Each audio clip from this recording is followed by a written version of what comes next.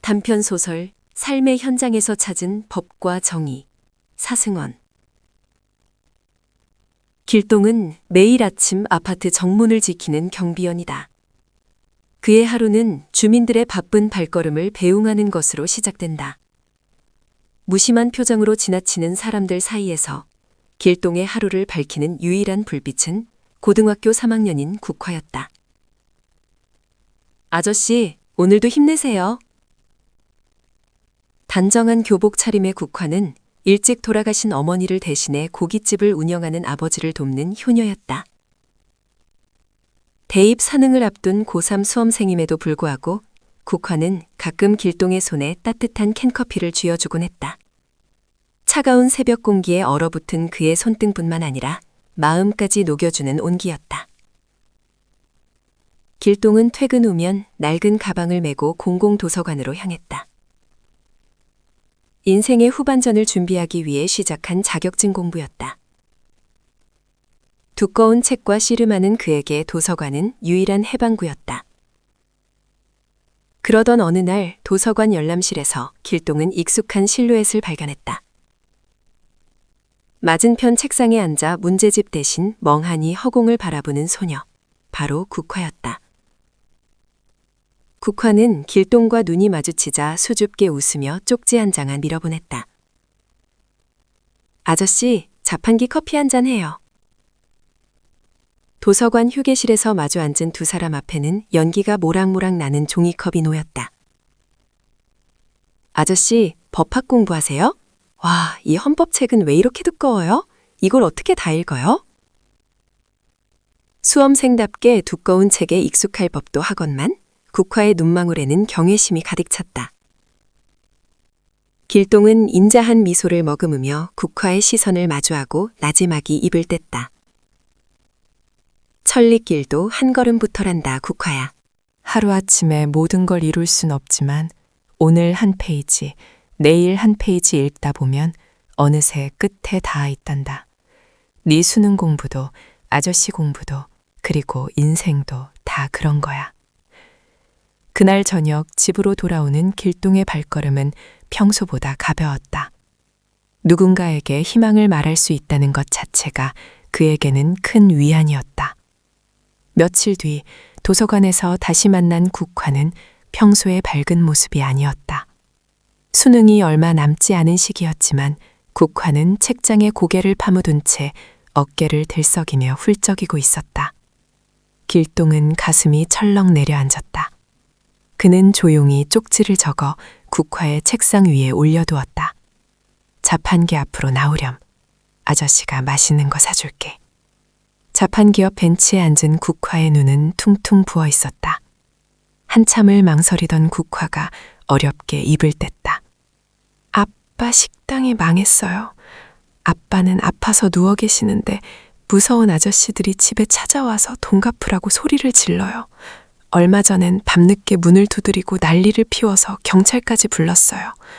아빠가 그 사람들 오면 무조건 도서관으로 도망가서 공부나 하라고 하셨는데 도저히 글자가 눈에 들어오지 않아요.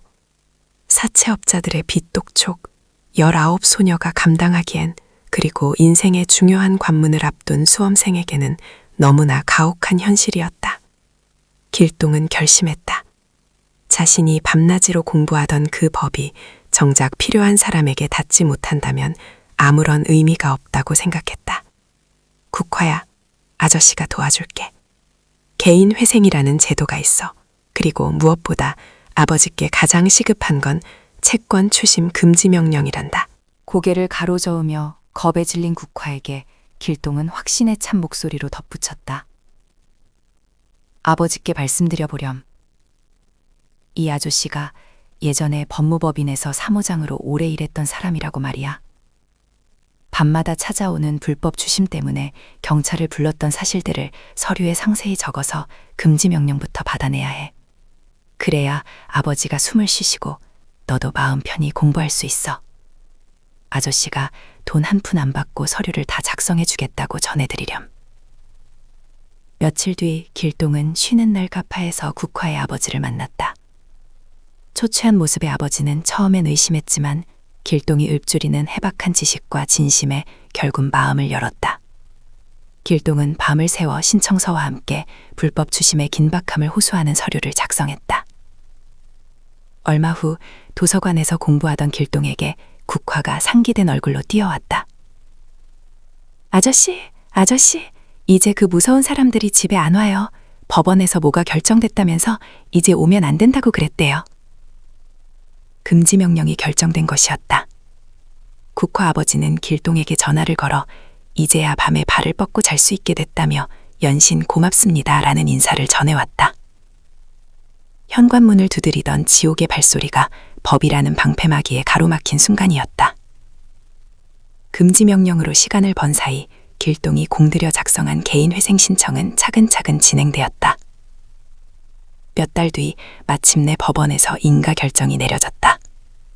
빚의 늪에서 완전히 빠져나오는 순간이었다. 다시 평범한 일상으로 돌아온 어느 아침, 길동의 경비실 책상 위에는 김이 모락모락 나는 캔커피 하나와 작은 카드가 놓여 있었다. 아저씨, 한 걸음 한 걸음 걷다 보니 정말 빛이 보이네요. 고맙습니다. 국화 올림. 멀리서 학교로 향하는 국화가 길동을 향해 손을 흔들며 방긋 웃었다. 이제 그녀의 어깨는 입시의 무게가 아닌 미래를 향한 설렘으로 가벼워 보였다. 개인 회생 인가 결정이 나고 얼마 뒤 길동은 도서관에서 공부하러 온 국화를 만났을 때 세월의 흔적이 묻어 낡았지만 소중히 간직해온 법전 한 권을 꺼내들었다. 이제 성인이 될 준비를 하는 국화에게 주고 싶은 마지막 가르침이었다. 국화야, 아저씨가 가장 좋아하는 법문장이 있단다. 길동은 법전을 펼쳐 한 구절을 나지막이 읽어내려갔다. 모든 국민은 인간으로서의 존엄과 가치를 가지며 행복을 추구할 권리를 가진다. 아저씨가 예전에 2차 시험을 준비하며 너무 힘들 때 이 문장을 보며 다시 일어설 힘과 용기를 얻었어. 법은 사람을 괴롭히는 게 아니라 사람답게 살 수 있게 지켜주기 위해 있는 거란다. 길동은 그 법전을 국화에게 조심스레 내밀었다. 이건 아저씨의 보물인데 이제 너에게 주고 싶구나. 곧 대학에 가고 사회에 나가게 될 텐데 국화 너도 나중에 이 사회에서 사람다운 마음을 가진 사람들을 도와주는 그런 멋진 길을 가길 바란다. 국화는 길동이 건넨 묵직한 법전을 두 손으로 받았다. 그리고 말똥말똥한 눈동자로 길동을 바라보며 깊게 고개를 끄덕였다. 그 맑은 눈망울에는 아저씨가 가르쳐준 사람을 향한 법의 온기가 밝은 빛이 되어 일렁이고 있었다. 이제 국화의 영혼 속에는 희망이라는 이름의 작은 새가 자리를 잡았다. 그 새는 가사도 없고 말도 없지만 세상에서 가장 따뜻하고 멈추지 않는 선율로 국화의 마음속에서 부를 것이다.